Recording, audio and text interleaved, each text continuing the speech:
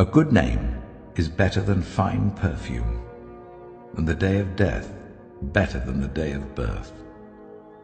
It is better to go to a house of mourning than to go to a house of feasting, for death is the destiny of everyone. The living should take this to heart. Frustration is better than laughter, because a sad face is good for the heart. The heart of the wise is in the house of mourning, but the heart of fools is in the house of pleasure. It is better to heed the rebuke of a wise person than to listen to the song of fools. Like the crackling of thorns under the pot, so is the laughter of fools. This too is meaningless.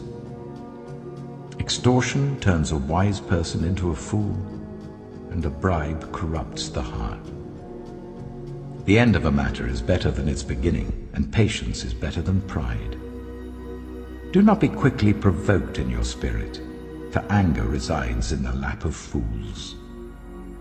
Do not say, "Why were the old days better than these?" For it's not wise to ask such questions. Wisdom, like an inheritance, is a good thing and benefits those who see the sun. Wisdom is a shelter, as money is a shelter, but the advantage of knowledge is this: wisdom preserves those who have it. Consider what God has done. Who can straighten what he has made crooked? When times are good, be happy, but when times are bad, consider this: God has made the one as well as the other. Therefore no one can discover anything about their future.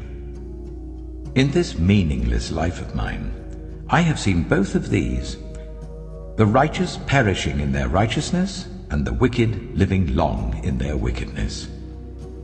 Do not be over-righteous, neither be over-wise. Why destroy yourself? Do not be over-wicked, and do not be a fool. Why die before your time? It is good to grasp the one and not let go of the other. Whoever fears God will avoid all extremes.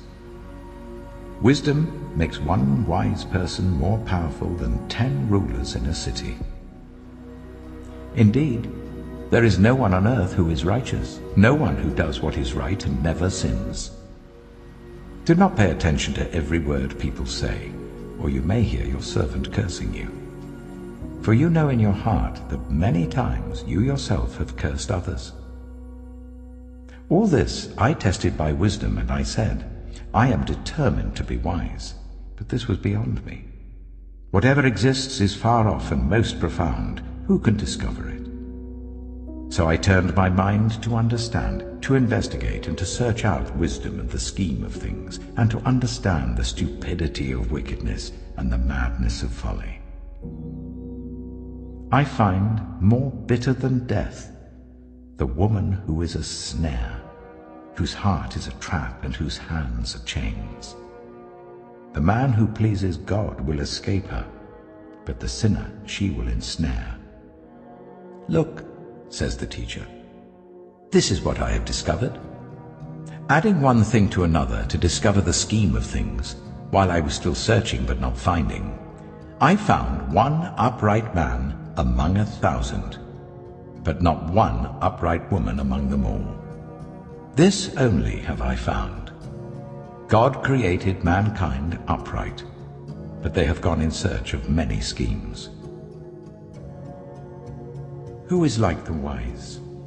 Who knows the explanation of things? A person's wisdom brightens their face and changes its hard appearance.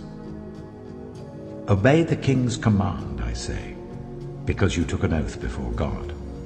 Do not be in a hurry to leave the king's presence. Do not stand up for a bad cause, for he will do whatever he pleases. Since a king's word is supreme, who can say to him, "What are you doing?" Whoever obeys his command will come to no harm, and the wise heart will know the proper time and procedure. For there is a proper time and procedure for every matter, though a person may be weighed down by misery. Since no one knows the future, who can tell someone else what is to come?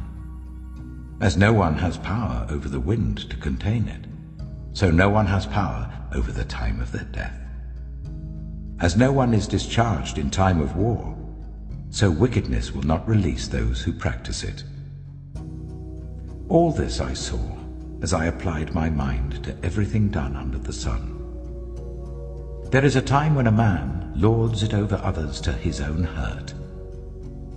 Then too I saw the wicked buried, those who used to come and go from the holy place and receive praise in the city where they did this. This too is meaningless. When the sentence for a crime is not quickly carried out, people's hearts are filled with schemes to do wrong. Although a wicked person who commits 100 crimes may live a long time, I know that it will go better with those who fear God, who are reverent before him.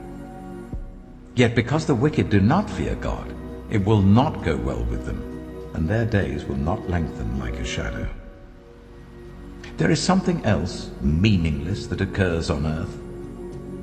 The righteous who get what the wicked deserve, and the wicked who get what the righteous deserve.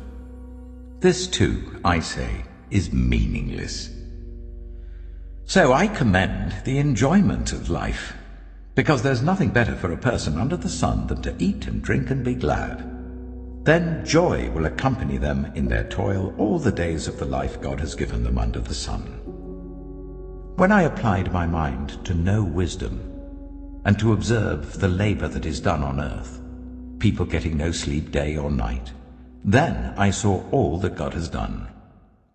No one can comprehend what goes on under the sun. Despite all their efforts to search it out, no one can discover its meaning. Even if the wise claim they know, they cannot really comprehend it.